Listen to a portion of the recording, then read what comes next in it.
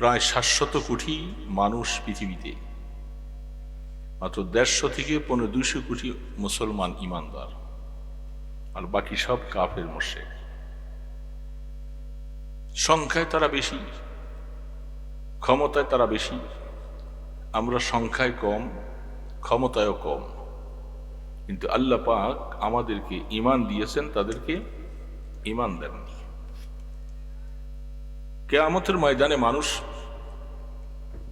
3 ভাগে বিভক্ত হবে। কয় ভাগে? এক ভাগ ডানপন্থী, আরেক ভাগকে বলা হয় বামপন্থী, আরেক ভাগকে বলা হয় যারা অগ্রগামী দল। কোরআন বলছে, কোরআনের মধ্যে আল্লাহ পাক বলতেছেন ওয়াস-সাবিকুন আস-সাবিকুন ফাআসহাবুল মাইমানাতি মা আসহাবুল মাইমানাহ ওয়া আসহাবুল মাশআমাতি মা আসহাবুল মাশআমাহ ওয়াস-সাবিকুন আস-সাবিকুন উলাইকাল মুকাররাবুন। আল্লাহ পাকের কোরআন একটা সূরা আছে, সূরাতুল ওয়াকিয়া। ওই সূরাটার মধ্যে আল্লাহ পাক বলছেন কিয়ামতের ময়দানে মানুষ 3 ভাগে বিভক্ত। এক ভাগকে ডানপন্থী বলা হয়, আরেক ভাগ বামপন্থী। দুনিয়ার মধ্যে ডানপন্থী বামপন্থী আমরা শুনি। দুনিয়ার মধ্যে বামপন্থী কারা? রাজনৈতিক নেতাদের মধ্যে অনেক সময় বাম দল বলা হয়, এরকম একটা রাজনৈতিক দল আছে। কিন্তু এই কথাটা আল্লাহ এখানে বলেন। এখানে ডানপন্থী যাদেরকে বলেছেন এরা কারা? এরা হলো আল্লাহ সুবহানাহু ওয়া তাআলা আদম আলাইহিস সালাতু ওয়াস সালামকে যখন বানালেন, সর্বপ্রথম আদমকে বানাইয়া আল্লাহ পাক আদম আলাইহিস সালামের পিঠের মধ্যে কুদরতি হাত দিয়ে এইভাবে একটা মোছা দিয়েছে। এর মধ্যে কিয়ামত পর্যন্ত আনেওয়ালা যত মানুষ ইমানদার হবে, যত মানুষ জান্নাতের বাসিন্দা হবে, এদের সকলকে বের করে আল্লাহ আদম আলাইহিস সালামের ডান পাশে রাখছে। আবার এইভাবে একটা মোছা দিয়েছে। যারা জাহান্নামী, কাফের, মুশরিক, বৌদ্ধ, খ্রিস্টান, যোগী, মেথর যত আছে এরা জাহান্নামী হবে, এদেরকে বের করে আল্লাহ পাক আদম আলাইহিস সালামের বাম পাশে রাখছে। তাহলে 2 দল হলো। কিয়ামত পর্যন্ত আনেওয়ালা মানুষ, আমরা যারা এখানে বসছি, আমরাও সেই সময় ওই আদম ইসলামের যুররিয়াতের মধ্যে, সন্তানদের মধ্যে, ডানপন্থীর মধ্যে আলহামদুলিল্লাহ আমরাও ছিলাম। আলহামদুলিল্লাহ। কেন বললাম আমরা ছিলাম? যেহেতু আজকে আমরা এখানে যারা বসছি সকলে ইমানদার। কি বলেন, ইমানদার না? আল্লাহ পাক ইমানদারকে ডান পাকে রাখছেন। যারা সারা পৃথিবীর মধ্যে এখন আছে কাফের, মুশরিক, বেঈমান, এরা ছিল বাম পাশে। কিয়ামতের ময়দানে আল্লাহ রাব্বুল আলামিন তার আরশে আজিমকে ময়দানে হাসরের মধ্যে ফেরেশতাদের মাধ্যমে নিয়ে আসবে। এটা কিভাবে? এগুলাকে আয়াতে মুতাশাবিহাত বলা হয়। এটার হাকিকত বোঝা দুনিয়ার কোনো মানুষের জন্য সম্ভব না। আরশটা এত বড়, এটার বিশ্লেষণ করা যায় না। শুধু আরশের উপরে একটা চেয়ার আছে। চেয়ারটাকে কি বলে জানো? বলেন না আপনারা? আরশের সাথে কি আছে একটা? এটাই যে মনে করে আপনাদের এই স্টেজটা, এটার উপরে একটা কুরসি আছে, আছে না? এটা আরবি ভাষা। চেয়ার তো এটা ইংরেজি ভাষা, কেদারা বাংলা ভাষা, আর কুরসি আরবি ভাষা। এরকম কয়টা চেয়ার এখানে বসানো যাবে? প্রায় 8-10টা। কি বলেন, ঠিক না? ওই তুলনায় আরশ বড় না কুরসি বড়? বুঝার জন্য বলতেছি, আরশ বড়। তো আল্লাহ পাক আরশের বর্ণনা দেন নাই, কুরসির বর্ণনা দিচ্ছেন। আয়াতুল কুরসি একটা আছে নাকি? মুখস্থ আছে? সবার নেই। কয়জনের আছে দেখি? আয়াতুল কুরসিটা কয়জনের মুখস্থ আছে? সবার নেই। লাভ, আয়াতুল কুরসিটা মুখস্থ যাদের নাই তারা আফসোস করা দরকার। এটা অনেক বড় একটা নিয়ামত। হাদিস শরীফে আল্লাহ রসুল বলেন, এই আয়াতুল কুরসি এটার মধ্যে এত পাওয়ার, কারণ দুনিয়ার মধ্যে সবচেয়ে যত কিছু আছে, বিভিন্ন মখলুকাতের নাম আছে, প্রশংসা আছে, আসমান জমিনের কথা আছে, আয়াতুল কুরসির মধ্যে কারো কথা নাই, শুধু একমাত্র আল্লাহ পাকের পবিত্রতা, আল্লাহ পাকের পবিত্রতা বয়ান করা হয়েছে। এই জন্য আয়াতুল কুরসির পাওয়ার বেশি। যেখানে শুধু আল্লাহর কথায় বয়ান হচ্ছে, এটার পাওয়ার অনেক বেশি। আল্লাহ পাক বলছেন, যারা ফরজ নামাজ পড়বে, আমরা নামাজ পড়ি তো, কি বলেন সবাই? কিছু কিছু আছে নামাজ পড়ি না, এরকম আসি না দুই এক বাবাই? যারা পড়েন না, ওনারা কি ঠিক করলেন না ভুল করলেন? বলেন, স্বীকার করেন ভুল করছে। কেন পড়েন না? আপনার সাথে শয়তান ওয়াসওয়াসা দিয়েছে, আপনার নফসের কারণে আপনি নামাজ পড়েন না। ক্ষতি কত করলেন এটা এখন বয়ান করা যাবে না। নামাজ না পড়ার কারণে কত ক্ষতি করলেন আপনি, এটা আপনি বুঝবেন সময় মতো। এক ওয়াক্ত নামাজ ইচ্ছাকৃতভাবে ছেড়ে দিলে ৭,০০০ বৎসর জাহান্নামে জ্বলা লাগবে। বলেন নাউজুবিল্লাহ। কত হাজার? দুনিয়ার হিসাব, আখেরাতের হিসাব। আখেরাতের একদিন কত বড়! আল্লাহু আকবার।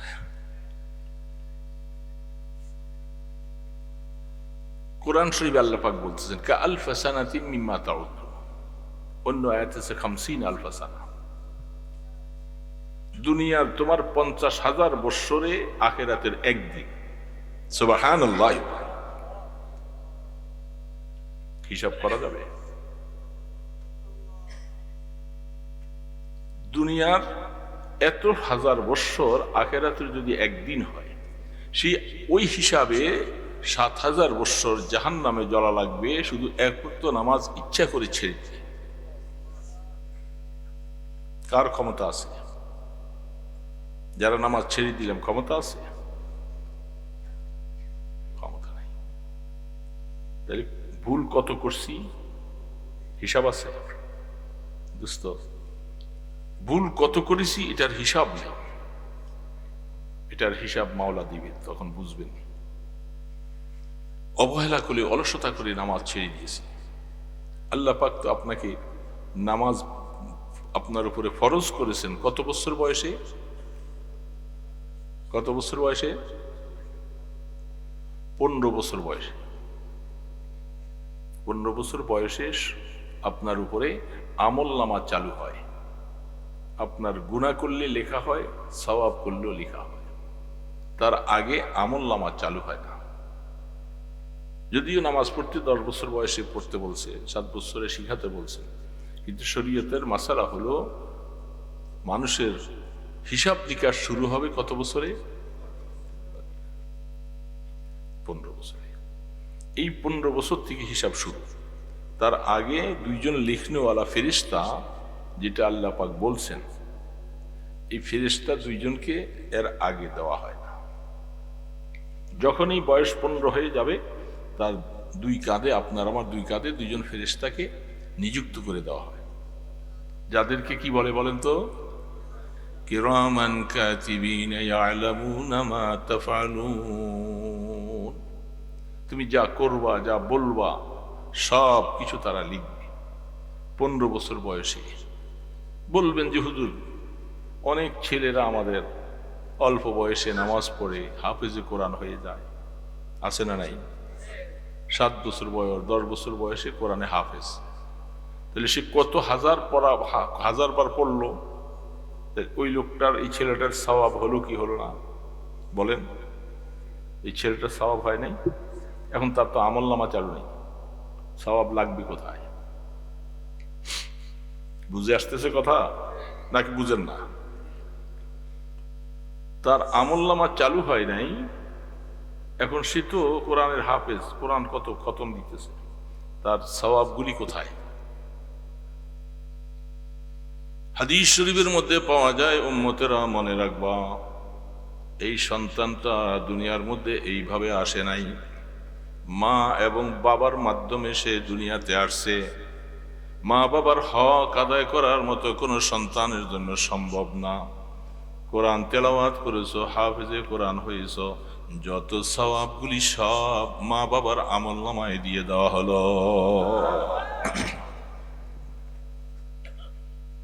এখনো আমলনামা চালু হয়নি, এই জন্য এটাকে বোনাস দিয়ে দিলেন আল্লাহ পাক মা বাবার আমলনামায়। তাহলে ছেলে আলেম হলে, হাফিজ হলে, নেককার হলে, নামাজ পড়লে সওয়াবগুলি কে পাবে?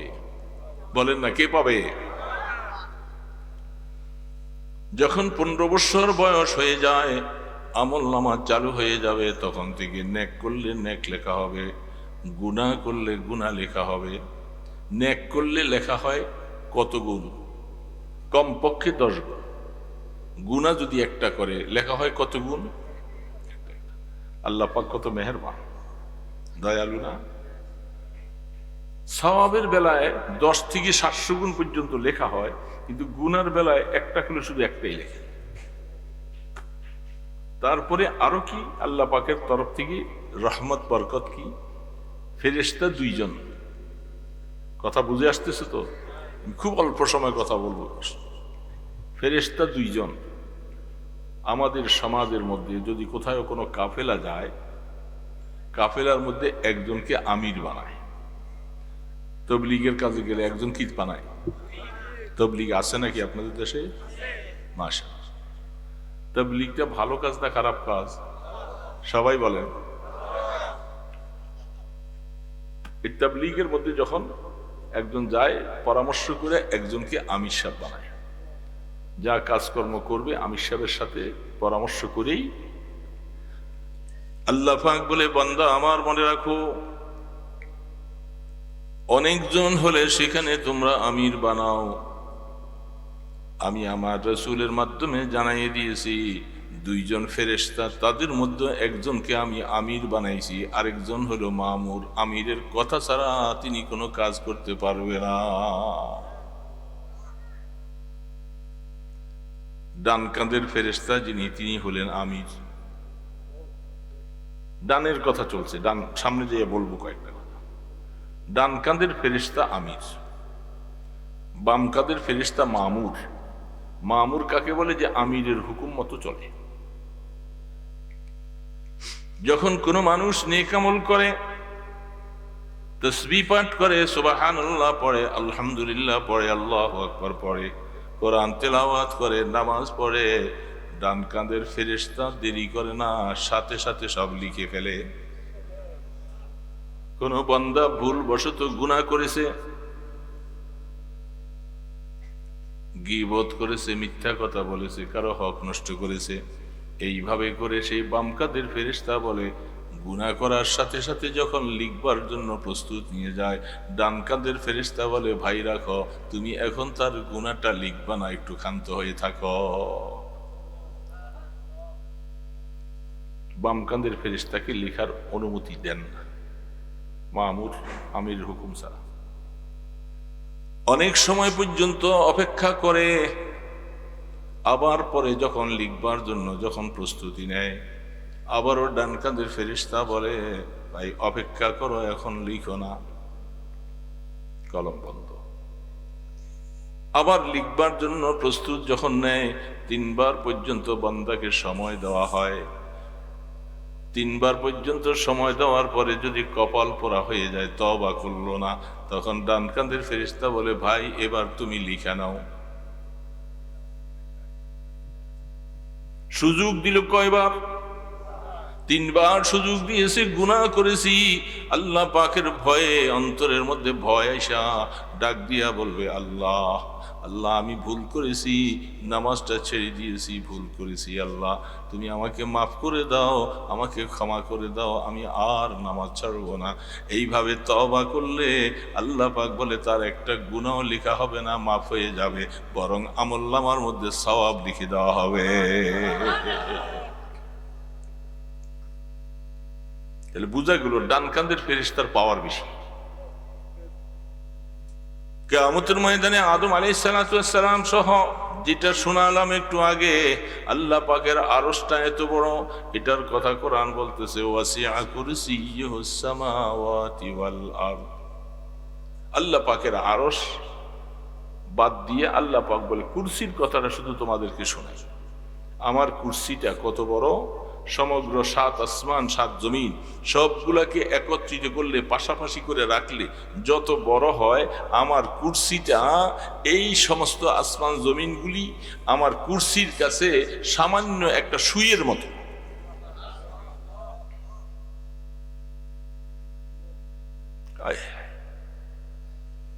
একটা সুইয়ের মতো, বিশাল ময়দানের মধ্যে একটা সুই পড়ে থাকলে যেমন তার কোনো অস্তিত্ব নাই, আল্লাহ সুবহানাহু ওয়া তাআলা বলেন সারা আসমান জমিন সব কিছু বেষ্টনী দিয়ে রাখছে আমার কুরসি।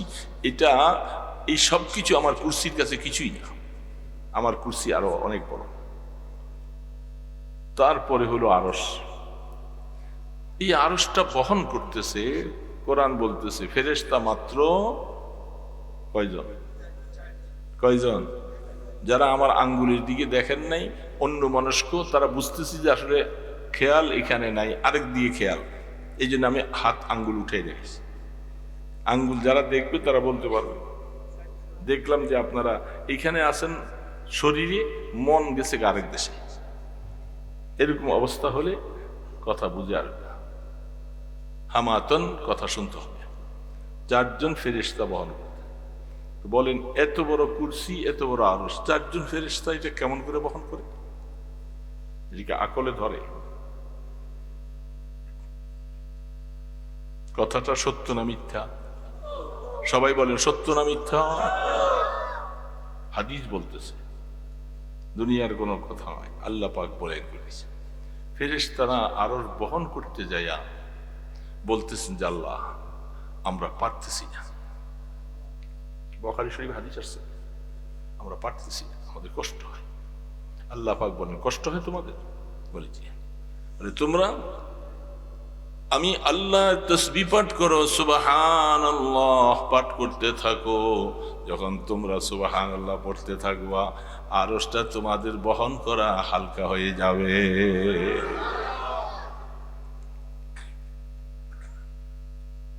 ব্যাপারটা বুঝছেন? সুবহানাল্লাহর পাওয়ার কত, সুবহানাল্লাহর পাওয়ার কত।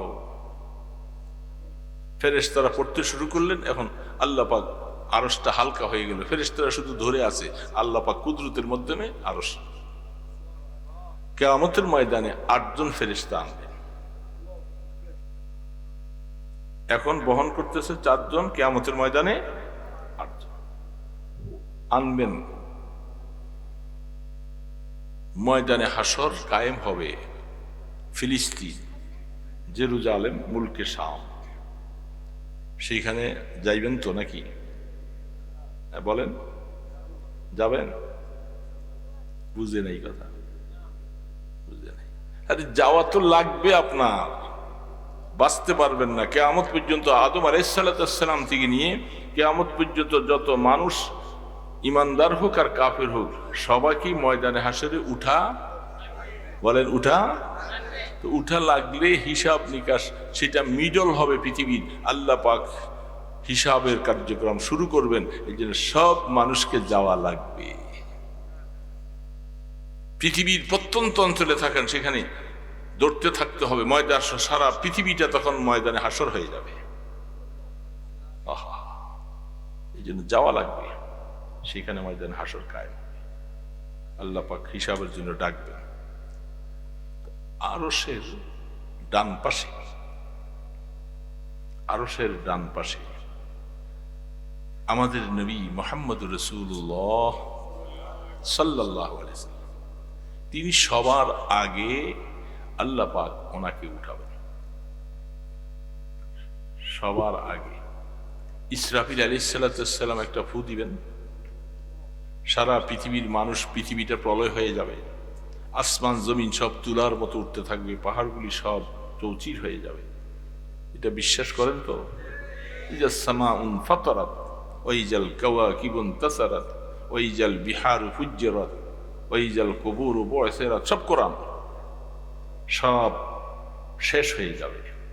সেদিন কেউ থাকবে না, শুধু থাকবে কে বলেন? কে? কুল্লু মান আলাইহা ফান ওয়া ইয়াবকা ওয়াজহু রাব্বিকা যুল জালালি ওয়াল ইকরাম। সব ধ্বংস হয়ে যাবে, আসমান নাই, ফেরেশতা নাই, কেউ নাই, শুধু একমাত্র আল্লাহ। শুধু একমাত্র কে? পৃথিবী প্রলয় হয়ে গেল। ইসরাফিল আলাইহিস সালাম সিংহে হাত নিয়ে দাঁড়িয়ে আছে। ওয়ার্ডার হবে, আরেকটা ফু দিবে, সব মানুষ উঠবে। আল্লাহ পাক বললেন, জিবরিল তোমাকে তো সিংহে ফু দেওয়ার জন্য আমি বলবো, তবে এক কাজ করো, সিং ফু দেওয়ার আগে আমার বন্ধুকে উঠাই নিয়ে আসো।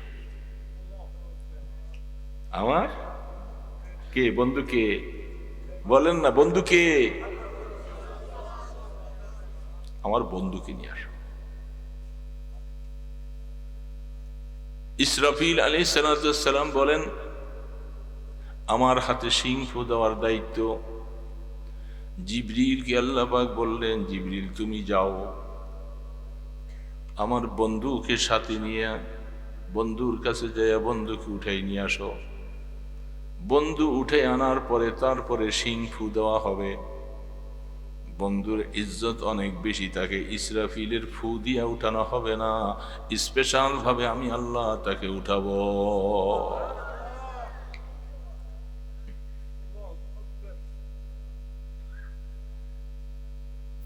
হযরত মিকাইল আলাইহিস সালাম, জিবরিল আলাইহিস সালাম দুইজনে আল্লাহ পাকের কাছে দরখাস্ত করলেন, আল্লাহ আপনার বন্ধু যেহেতু পৃথিবীটা সব সমান হয়ে গেছে, পাহাড় নাই, নদী নালা নাই, গাছপালা নাই, কবর নাই, মসজিদ নাই, কিছু নাই, সব সমান। এখন আল্লাহর পয়গম্বরের কবরটা কোন জায়গায় সেটাও তো আমি জানি না। মাটি সমান, কবরটা কোথায় বলবে? আল্লাহ পাক বললেন, জিবরিল জমিনের দিকে তাকাও,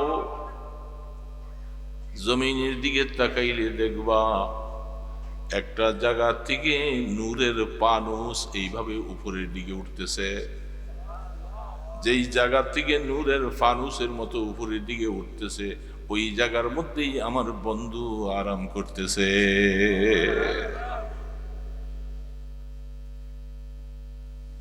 জিবরিল আলাইহিস সালাম, মিকাইল আলাইহিস সালাম গেলেন দুইজন।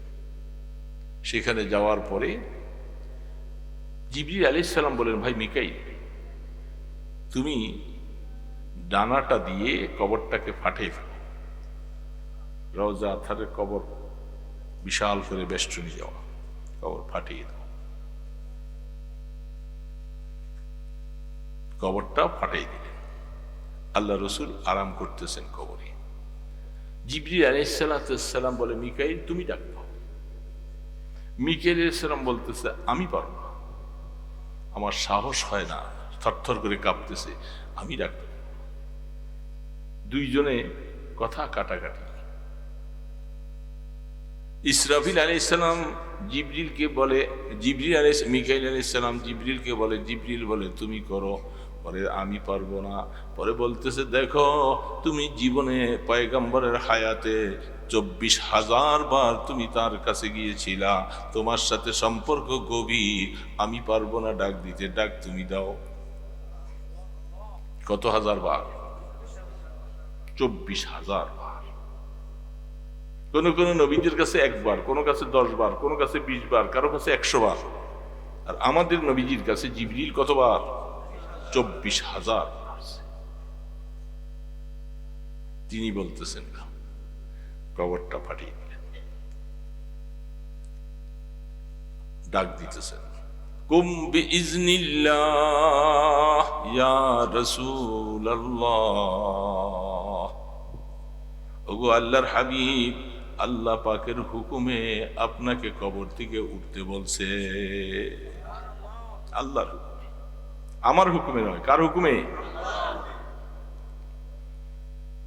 আল্লাহ রসুল কবর মোবারক থেকে ইয়ামানি চাদর পরা। বেরু আওয়ার সে রাজবুর দে ইয়ামানি কে রোয়ে তুস্তে মারা জিন্দেগানি। রসুলকে যখন দাফন করেছে একটা ইয়ামানি চাদর পরিহিত করে দাফন করেছিলেন। রসুল কবরের মধ্যে জিন্দা হায়াতুন নবী, চাদর পরে উঠার পরে জান্নাত থেকে বোরাক নিয়ে গিয়েছিল, জান্নাতের পোশাক নিয়ে জিবরিল আলাইহিস সালাম দাঁড়িয়ে আছে।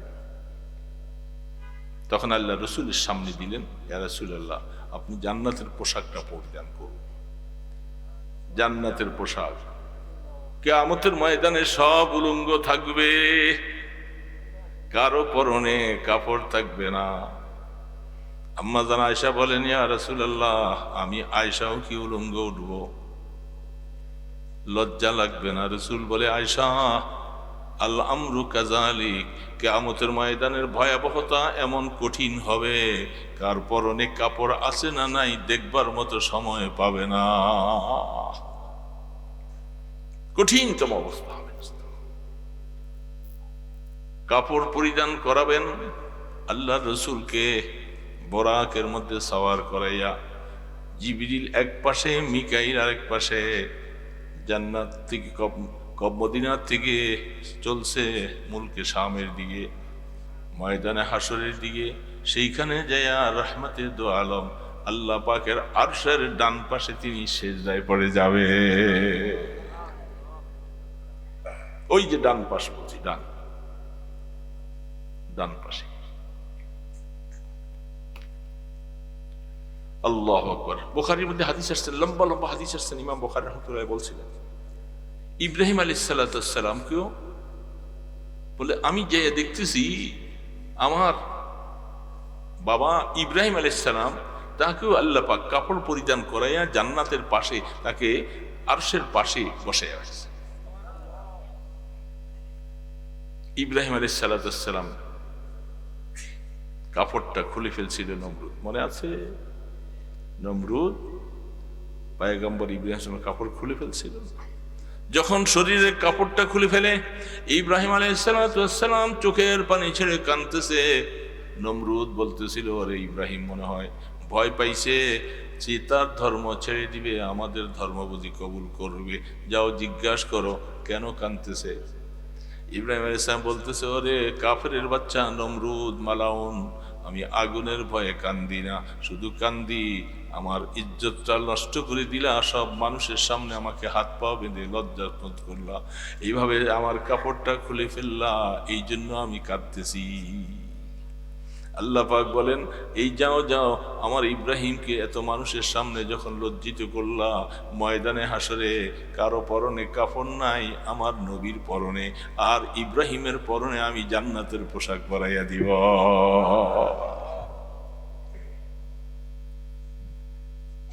কোন পাশে? কোন পাশে? ডান পাশে। মানুষগুলি বাইর করার পরে রাখছিল কোন পাশে? ইমানদাররা কোন পাশে ছিল? আদম আলাইহিস সালামের। কিয়ামতের ময়দানে যারা জান্নাতি হবে, যারা জান্নাতের বাসিন্দা হবে, আল্লাহ রাব্বুল আলামিন ওই সমস্ত লোকগুলা সবগুলি আরশের ডান পাশে তাদেরকে জায়গা করবেন, সব ডান পাশে। কোরআন বলতেছে, আয় আল্লাহ, যার আমলনামা কিয়ামতের ময়দানে বাতাসের মধ্যে ছেড়ে দেওয়া হবে, বাতাসে ছেড়ে দেওয়া পরে যার কপাল ভালো, তকদির ভালো, জীবনে ভালো আমল করেছি, দুনিয়ার মধ্যে আল্লাহর সাথে সম্পর্ক রাইখা নামাজ আদায় করে আল্লাহ পাকের কাছে গুনাহ মাপ চেয়ে যারা কবরে চলে যাব, কিয়ামতের ময়দানে আমলনামাটা ওই বাতাসের পক্ষ থেকে এসে ডান হাতে পড়ে যাবে। وَأَمَّا مَنْ أُوتِيَ كِتَابَهُ بِيَمِينِهِ فَسَوْفَ يُحَاسَبُ حِسَابًا يَسِيرًا। আল্লাহর কোরআন বলতেছে, কিয়ামতের ময়দানে আমলনামা যার ডান হাতে আসবে, তার হিসাবের কোনো কড়াকড়ি নাই, এদেরকে ডাক দিয়া নিয়ে আমার আরশের নিচে মেহমানদারিতে বসাইয়া দিব। আমলনামা যদি ডান হাতে আসে, ইচ্ছা করে আসবে না, ওয়া আম্মা মান উতিয়া ফেইলে মুজারে সিগা, কেউ দেনেওয়ালা নাই, বাতাসে ছেড়ে দিবে। তকদির যার ভালো, আমলনামা ডান হাতে আসে। এই জন্য সবসময় দোয়া করে, আল্লাহ তুমি আমার আমলনামাটা ডান হাতে দিও। জীবনের জন্য সবসময় দোয়া করা, চোখের পানি ছিঁড়ে বান্দা কাঁদতে হবে, আল্লাহ কিয়ামতের ময়দানে আমলনামার ডান হাতে দিও। বাম হাতে যদি আমলনামা আসে কপাল খারাপ হয়ে যাবে, বাম হাতটার মধ্যে আমলনামা পড়বে, এইভাবে হাতটাকে পিছনের দিকে দিয়ে দেওয়া হবে। আল্লাহ পাক বলবে, ওরে নাফরমান, দুনিয়ার মধ্যে আমার হুকুম পালন করস নাই, আমাকে ঈমান আনস নাই, আমলনামাটা তোমার বাম হাতে, আমলনামা পড়ে দেখো। আমলনামা পিছনে, চেহারা সামনে। বলে আমি তো দেখি না। ফেরেশতা গর্দানটা মট করে ভাঙ্গা পিছনের দিকে ফিরিয়ে দিবে। নাফরমান পড়ে দেখো, আমলনামা বাম হাতে, হা মুকরাউ কিতাবিয়া, কিতাব পড়ো, পড়তে পারবে। কপাল খারাপ, জাহান্নামী। আমলনামা যখন বাম হাতে আসলো, জাহান্নামী। এরা সব আরশের বাম পাশে, সব বাম পাশে। এই জন্য দোস্ত, আমলনামার ডান পাশে তার হাতে আসবে, মানুষগুলিও থাকবে আরশের ডান পাশে।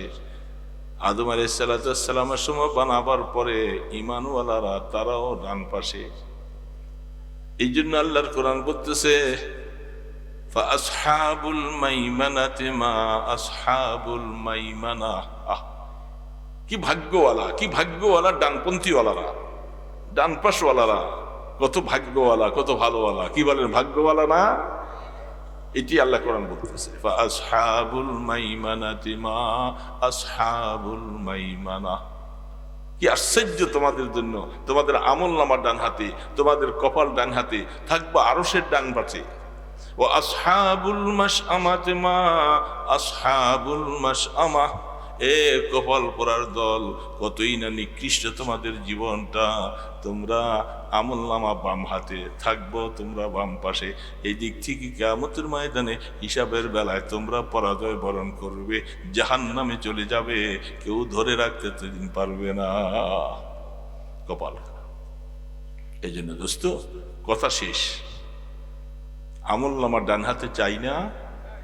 সবাই চাই। আল্লাহর কাছে চাইতে হবে, কাজও করতে হবে। নামাজ পইরা না না পইরা? এ যুবক বাবাজিরা, নামাজ পইরা না না পইরা? নামাজ পড়বা না, আমলনামা ডান হাতে চাও, এটা তো হতে পারে। যা ভুল করেছো তওবা করো, আর করবো না, নামাজ ছাড়বো না, মাওলা তোমাকে সেজদা দিব, আমি জীবনে বহু ভুল করেছি, আর করব না, আমাকে তুমি আমলনামা ডান হাতে দিও, কিয়ামতের ময়দানে ডানপন্থী হিসাবে আমাকে কবুল করবা, এবং যদি দয়া করে পুলসেরাতটা তুমি কুদরতের দ্বারা পার করাইয়া দিবা। তা না হলে বাবা উপায় নেই, উপায় নাই। আল্লাহ না করুক, আল্লাহ যদি নারাজ হয়ে যায়, তাইলে আপনাকে কেউ বাঁচাইতে পারবে, কেউ বাঁচাইতে পারবে না।